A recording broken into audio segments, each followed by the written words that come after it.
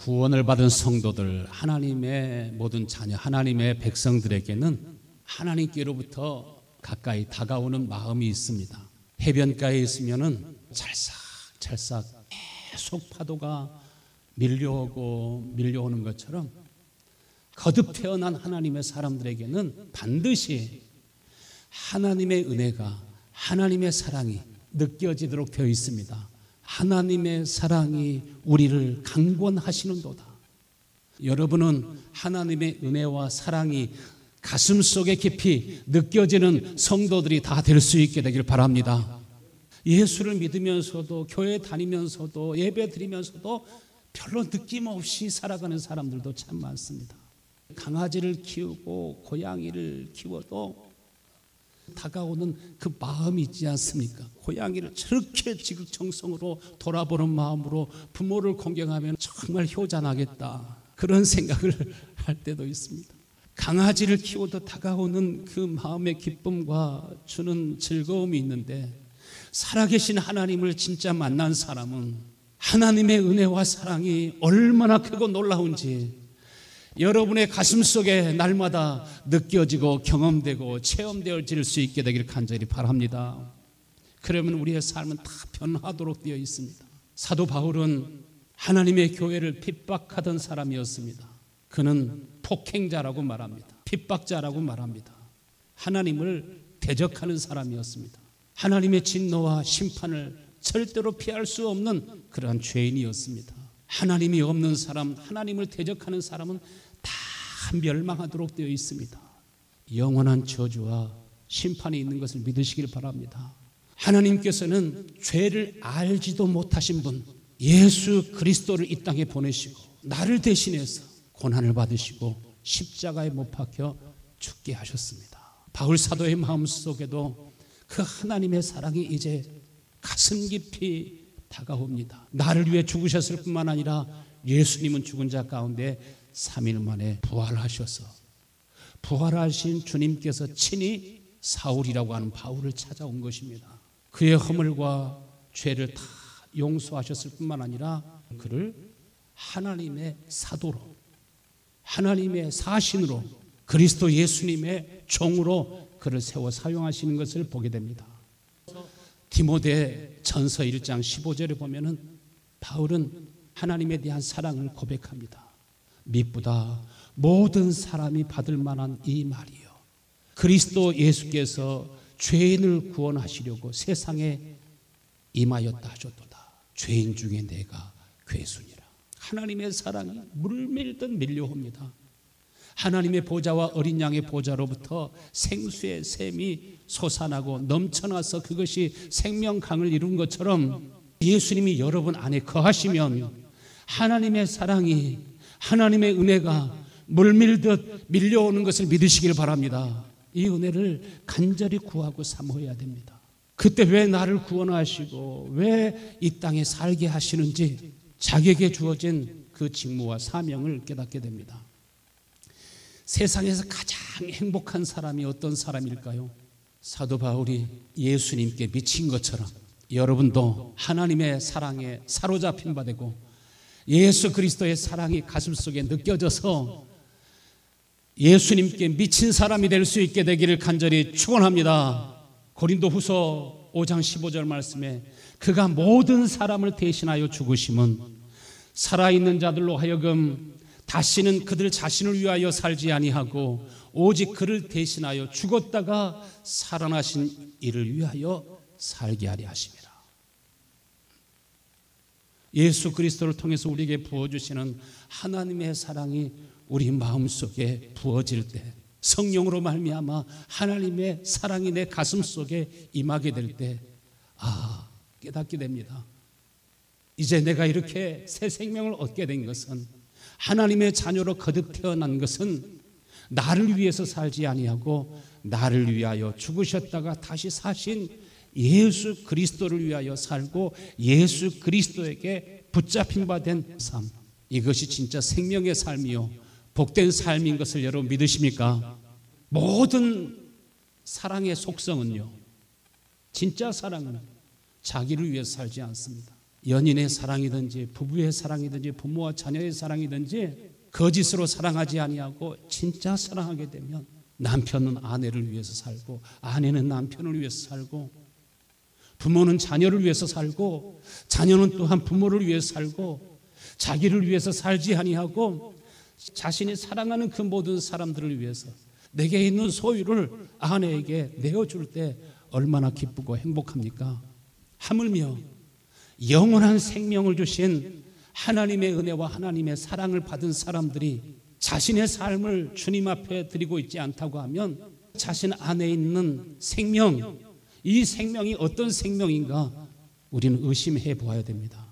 모든 믿음의 선진들은 똑같이 자신의 몸과 마음을 다해서 하나님을 경외하고 사랑할 뿐만 아니라 이제 내가 사는 것은 나를 사랑하사 나를 위해서 더욱 생자까지 아끼지 아니하시고 내어주신 하나님께 감사하며 하나님을 경외하며 사는 삶이 되고 나를 위해서 물과 피와 나머지 모든 생명을 다 내어주신 주님을 위하여 살고자 하는 마음과 믿음의 고백이 있을 때 또 주님께서는 세상 끝날까지 언제나 여러분과 함께 하시고 여러분 속에 사시고 역사하시고 일하시는 것을 매일매일 경험하고 체험하게 될 줄로 믿습니다. 하나님의 사랑을 알고 깨달은 사람은 성령으로 말미암아 하나님의 사랑이 그 속에 부어지고 있으면 반드시 그의 인생의 목적이 바뀌게 되어 있고 가치관이 인생관이 다 바뀌도록 되어 있습니다. 오늘 본문의 말씀, 이제는 내가 육체를 따라서 살지 아니하노라. 내가 육체를 따라 사람을 알지 아니하노라. 재물을 많이 가졌든지 가난하고 궁핍하게 살든지 신분이 높은 사람이든지 낮은 사람이든지 나에게 유익이 되는 사람이나 손해가 되는 사람이나 그런 것 따지지 아니하고 육체를 따라 알지 아니하노라. 세상적인 관점에서 육신의 잣대로 이제는 사람을 판단하지 않는다는 것입니다. 예수님께서 육체를 따라 나를 알지 아니하고 나와 같은 죄인을 위해서 자신의 삶을 내어 주신 것처럼 이제 나도 그러한 삶으로 바뀌어지고 변화되게 됨을 말합니다. 제가 서울에서 목회하게 될 때 교회가 큰 교회였기 때문에 거기에는 여당 의원도 출석하고 야당 의원도 출석하고 그런데 오신 목적들이 다 있기 때문에 서로 화목하고 서로 하나가 되지 않습니다. 서로 비방합니다. 서로 미워합니다. 서로 견제합니다. 내가 하나님께로부터 받은 은혜를 하나님께로부터 받은 사랑을 서로 나누고자 하는 마음보다 육체를 따라 하나님을 알고 육신을 따라서 살아가게 되면 자기를 숭배하게 되고 자신이 결국은 하나님이 되어버립니다. 디모데후서의 마지막 때 신자들의 특징이 다 자기를 사랑하고 돈을 사랑하고 자신이 점점 돈이 많아지고 높아지면 자신을 자랑하게 되고 자신을 나타내기를 원하고 자신도 모르는 사이에 교만해지고 죽어갑니다.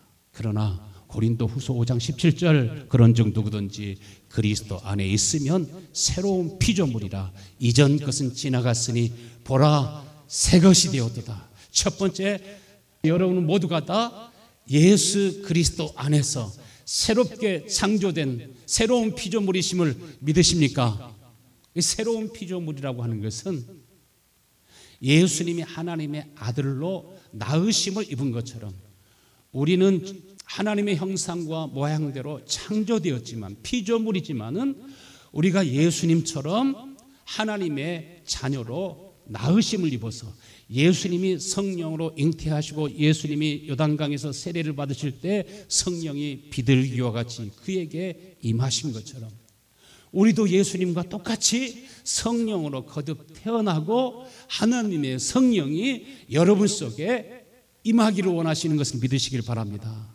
하나님은 우리가 하나님의 거룩한 성전이 되어서 하나님의 은혜와 영광이 여러분 속에 충만할 뿐만 아니라 그 은혜와 영광이 그 빛이 여러분 속에서 품어져 나오게 되기를 하나님이 간절히 원하십니다. 그것이 하나님의 뜻입니다. 이사야서 9장 5절 말씀 보면은 예수님에 대해서 말씀하십니다.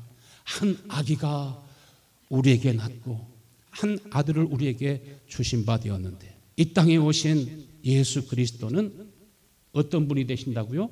우리의 통치자가 되실 것이라. 그의 이름은 놀라운 좋은 자다. 바로 그분은 보혜사다 이렇게 말씀하십니다. 원더풀 카운슬러라고 말씀하십니다. 기묘자라, 모사라, 전능하신 하나님이시라, 영존하신 아버지시라, 평강의 왕이라고 불릴 것이라. 예수님을 보혜사라고 말씀하십니다. 예수님 안에는 영존하신 아버지가 함께 하십니다. 그분은 평강의 왕이십니다. 지혜의 왕이십니다.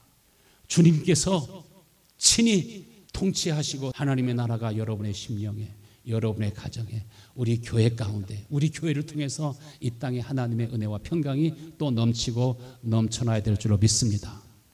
요엘 선지자를 통해서 하나님께서 마지막 때 남종과 여종들에게, 모든 육체에게 무엇을 부어주시겠다고 하셨어요? 하나님의 성령을 부어주시겠다고 약속하셨습니다. 어디다 부어주신다고요? 우리의 육체에 하나님의 성령을 부어주시려고. 예수님이 육신의 몸을 입으시고 성령으로 태어나신 것처럼 예수님의 몸 위에 하나님의 성령이 비둘기와 같이 임하시고 불같이 임하신 것처럼 하나님께서 여러분의 몸속에도 무엇으로 충만하기를 원하셔요? 영광의 영, 하나님의 영으로 충만하게 하시고 우리 속에 하나님의 은혜가 솟아나게 하시고 모든 육체에 하나님이 큰 은혜를 부어주시길 원하십니다. 우리가 꿈에도 간절히 구하고 사모할 것은 다른 것이 아니에요. 하나님, 말씀하신 대로 내게 임하여 주옵소서. 내가 너에게 다시 돌아오리니. 예수님께서 어떤 분으로 돌아오신다고 하셨어요? 요한복음 14장 16절에 보면은 내가 아버지께 구하겠으니 그가 또 다른 보혜사를 너에게 주사 영원토록 너희와 함께 있게 하시리라. 예수님께서는 누구를 보내주시겠다고요? 다른 보혜사를 여러분에게 보내주셔서 예수님이 육신을 입고 이 땅에 계셨을 때 영광의 영 하나님이 그와 함께 하시고 그는 기묘자라, 모사라, 전능하신 아버지라, 영존하신 하나님이시라, 평강의 왕이라고 말씀하신 것처럼 여러분에게도 똑같이 하나님의 성령을 부어주셔서 하나님의 지혜와 계시의 영을 여러분 속에 부어주셔서 우리를 새로운 피조물이 되게 하시겠다고 약속하셨습니다. 이 은혜를 사모할 수 있게 되길 바랍니다. 다른 보혜사를 너에게 보내시리라. 다른 보혜사를 가리켜서 진리의 영이라고 말씀하셨습니다. 그분이 우리를 어디로 인도하신다고 하셨어요? 요한복음 16장 13절의 말씀을 보면 진리의 성령이 오시면 그가 너희를 모든 진리 가운데로 인도하시리니 그가 스스로 말하지 아니하고. 진리의 성령은 들은 것을 말씀하시고 본 것을 말씀하시고 하나님이 여러분 개개인의 삶 속에 두신 하나님의 뜻이 있어요. 엄청난 하나님의 계획들이 있어요. 여러분 모두가 다 하나님의 영광을 드러내며 살고 하나님의 뜻을 이루며 살아갈 수 있도록 진정으로 복된 삶으로 인도하기를 원하시는 분이 바로 진리의 성령이심을 믿으십니까? 여러분의 장래의 일을 알게 하시고 어떻게 사용하기를 원하시는지 알게 하시고 하나님의 그 엄청난 은혜와 뜻 가운데로 인도하십니다. 두 번째로 새로운 피조물로서 하나님의 영광이 내 속에 돌아온 사람과 무늬만 형식만 가지고 신앙생활하는 사람과 분명한 다른 점이 있습니다. 진리의 성령은 우리를 어디 가운데로 인도하신다고요? 진리 가운데로 인도하신다고요. 하나님의 경륜과 계획과 뜻을 이루며 살아갈 수 있도록. 예수님의 삶을 보면은 그가 하나님이 계획하신 그 모든 일들, 하나님이 이미 예언하신 모든 일들, 그 뜻을 다 이루어가지 않습니까? 그래서 말씀대로 되니라, 말씀대로 되니라, 말씀대로 되니라 한 것처럼 성령이 우리 가운데 오시면 우리가 해야 할 일들을 보게 하시고 알게 하십니다. 그것을 위해서 기도하게 하시고 이루고 성취하게 하십니다. 예수님은 지금 어디 계십니까? 하늘 보좌에 계신다고 하셨습니다. 그는 통치자가 될 것이요.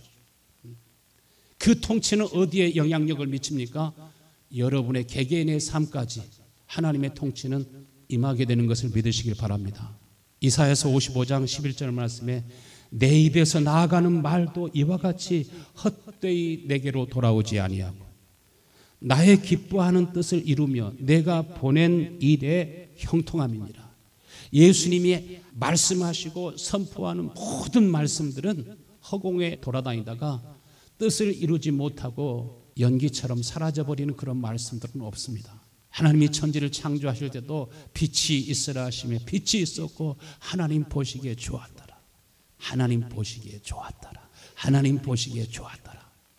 하나님의 말씀은 하나라도 땅에 떨어지지 아니하고 다 이루어진 것처럼 진리의 성령이 여러분에게 돌아오시면 반드시 여러분에게 말씀하시는 것을 믿으시길 바랍니다.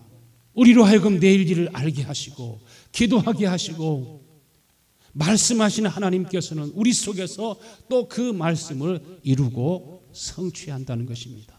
에스겔서 9장에 보면은요, 예루살렘 성전에 거하시던 하나님의 영광이 하나님의 성전을 떠나고 예루살렘을 떠나고 이스라엘을 떠나시는 것을 보게 됩니다. 지성소에 거하시던 하나님의 영광이 떠나가게 되는데 지체 없이 떠나갑니다.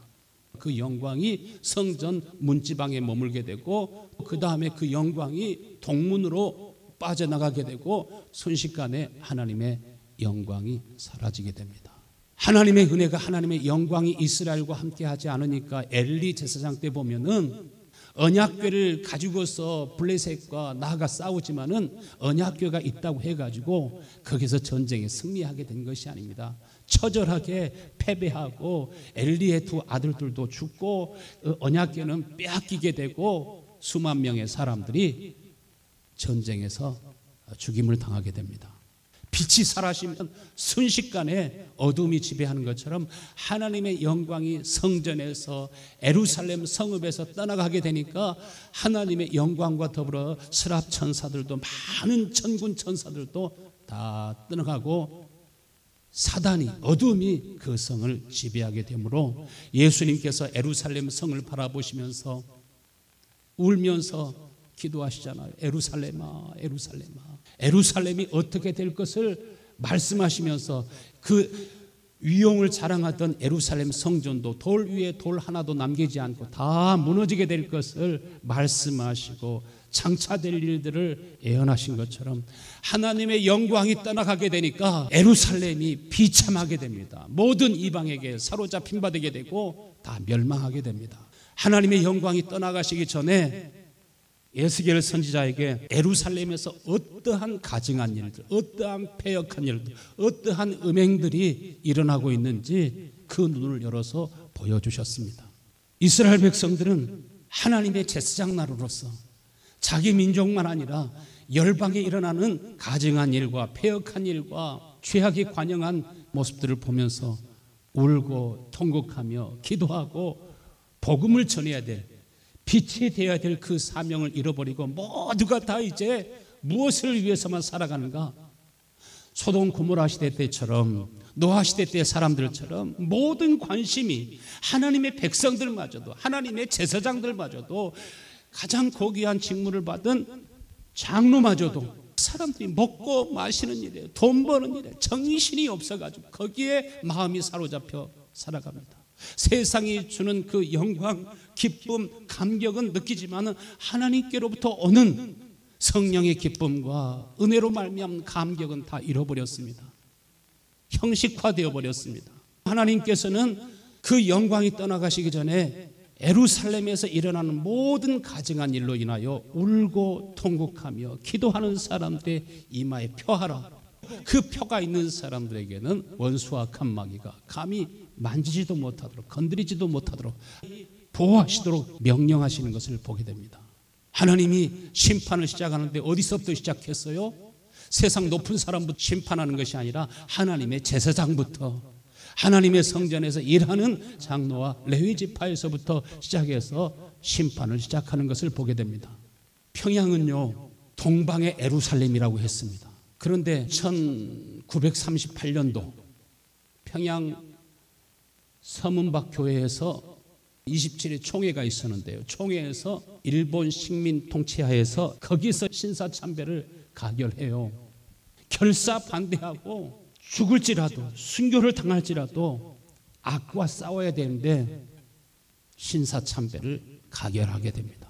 순교하신 목사님들도 있고 결사 반대하면서 성도들 가운데서도 많은 환난과 고난과 핍박을 받고 죽은 성도들도 있었지만은 대다수 성도들은 잘못된 선택을 지지하고 우상을 숭배하면서 우상을 우상이라고 여기지 않았습니다.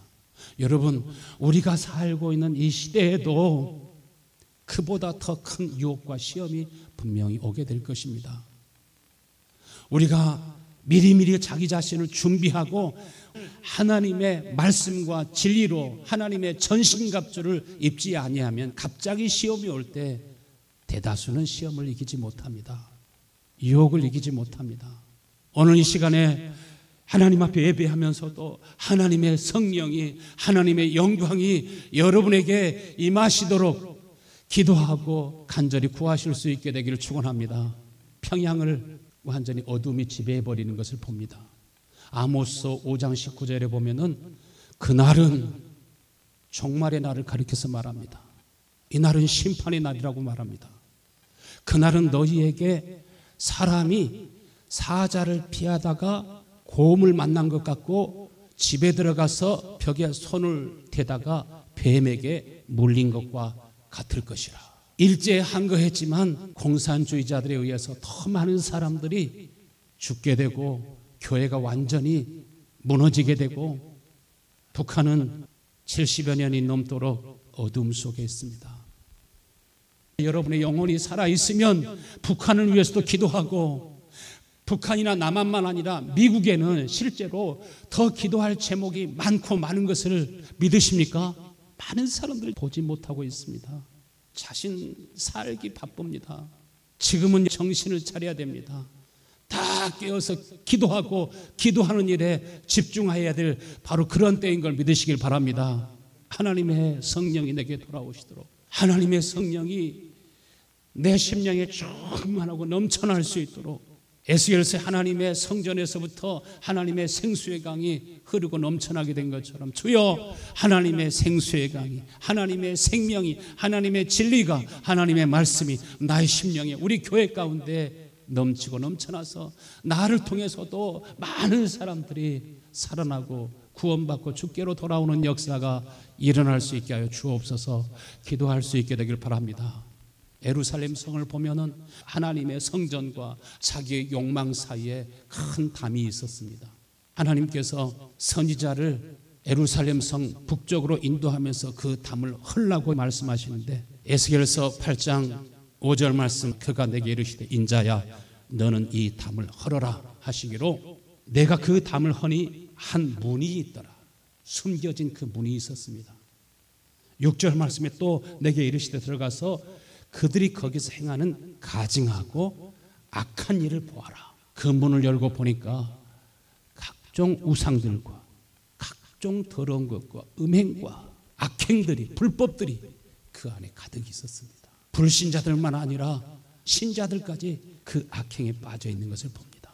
시간이 좀 더 지나가면 뉴욕에서 일어나는, 워싱턴에서 일어나는, 샌프란시스코에 일어나는, 각 처소에서 일어나는 음행과 가증한 일들이, 이것이 사실일까 의심이 될 정도로 폐역한 일들이 드러나는 그러한 시간들이 올 것입니다.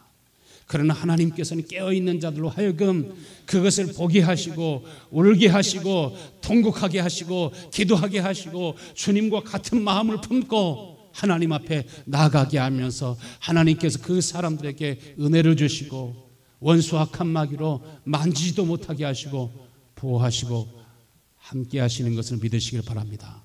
야고보서 2장 26절 말씀에 영혼 없는 몸이 죽은 것 같이 행함이 없는 믿음은 죽은 것이라.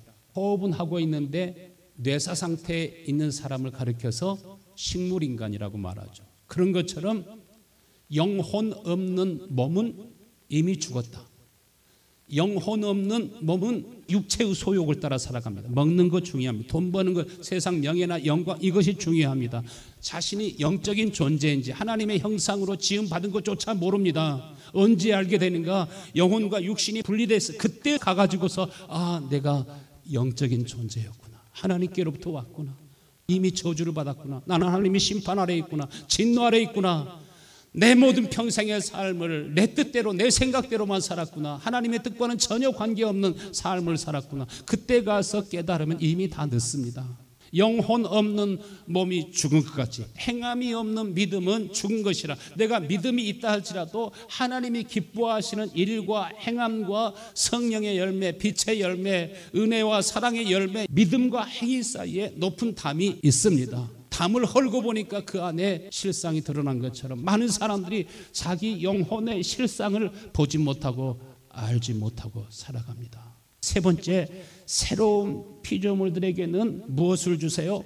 새로운 직책과 사명을 주시는데, 고린도후서 5장 18절 말씀에 모든 것이 하나님께로부터 났으며 그가 그리스도로 말미암아 우리를 자기와 화목하게 하시고 또 우리에게 화목해 하는 직분을 주셨느니라.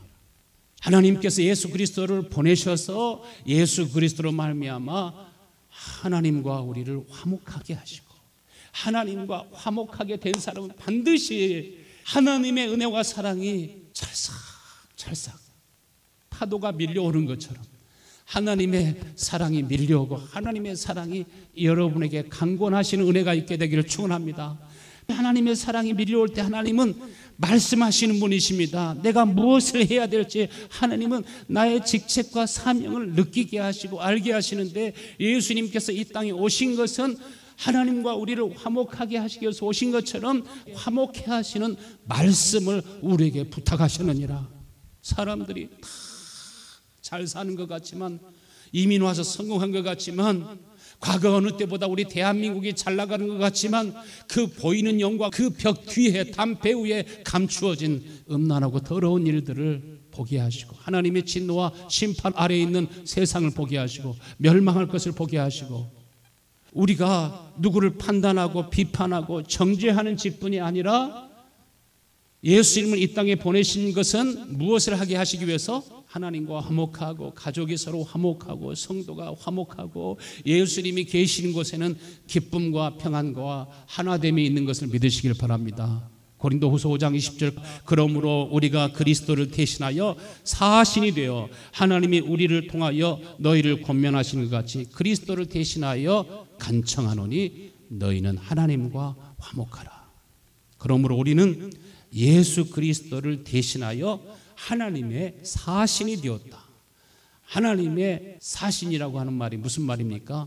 전권 대사를 가리켜 말합니다. 로마 황제가 모든 나라 모든 민족들을 다 스스로 통치하는 것이 아니라 아그리빠 왕과 같이 분봉왕을 세워가지고 베스도 총독이나 벨릭스 총독이나 어떤 지역은 총독을 세워서 전권 대사를 세워서 그 지역을 통치하게 하시는 것처럼, 하나님께서는 다른 보혜사를 여러분에게 보내사 우리가 이 땅에 살아가면서 하나님의 대사가 되어서 그리스도 예수님을 대신하여 일하는 하나님의 전권 대사가 되어서 분봉왕이 되어서 총독이 되어서 우리에게 주어진 직무와 사명을 감당할 수 있도록, 그것이 하나님의 뜻인 것을 믿으시길 바랍니다. 겨우겨우 하루하루 벌어먹고 사는 것이 아니라 자기의 사명을 깨닫고 그 사명을 감당하고자 할 때 나와 함께 하시는 분, 내 뒤에서 함께 역사하시는 분, 그분은 누구이십니까?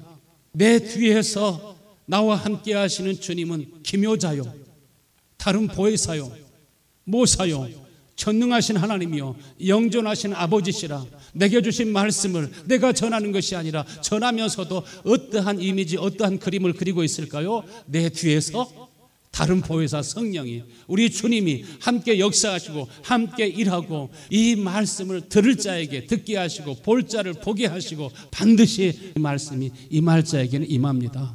하나님의 말씀이 아미떼 아들 요나에게 임하니라, 에레미야에게 임하니라, 이사에게 임하니라. 하나님의 말씀이 임한 것처럼 하나님의 말씀이 임하여 그 말씀이 속에서부터 역사하고 일하시게 하는 복된 사람이 있는 줄로 믿습니다.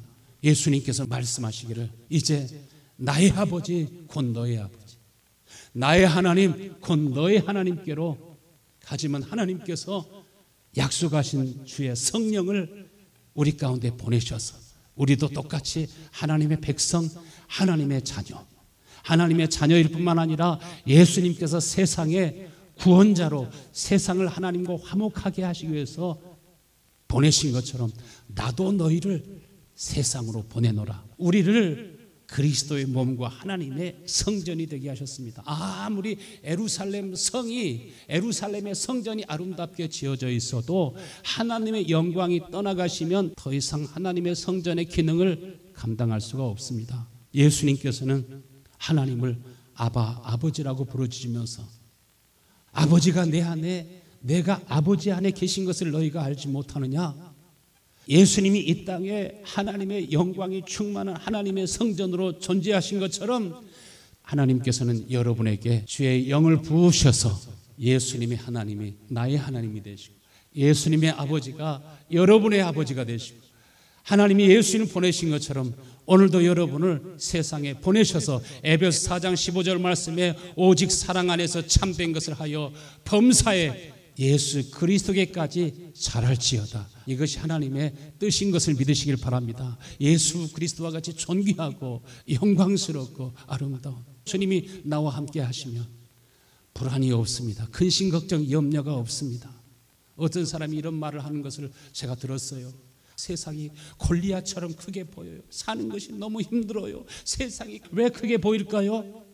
주님이 나와 함께 하시면 보지 못하기 때문에 세상이 그렇게 크게 보이고 하루하루 사는 것이 너무나 힘겹고, 그렇지만 너희는 너희가 하나님의 성전인 것과 하나님의 성령이 너희 안에 거하시는 것을 알지 못하느냐? 그는 하나님의 성령을 느끼지 못해요. 하나님의 성전이 되지 못하고 있어요. 하나님의 성전을 더럽히면 하나님이 그 사람을 멸하시리라. 하나님이 거룩하니 너희도 거룩하라. 이렇게 말씀하셨습니다. 우리가 진짜 하나님의 성전이 되기 위해서 내 속에 죄와 더러움을 씻는 생명의 샘이 넘쳐나기를 바라고 주의 영광이 내 속에 돌아오기를 바라고 여러분이 하나님 앞에 기도하는 사람이 되면 하나님 오늘도 살아 역사하시는 것을 여러분에게 보이실 줄로 믿습니다. 하나님이 영광의 영으로 사랑의 영으로 은혜로 여러분을 충만하게 하셔서 여러분이 하나님의 거룩한 성전으로서 하나님의 영광을 드러내며 살아갈 줄로 믿습니다.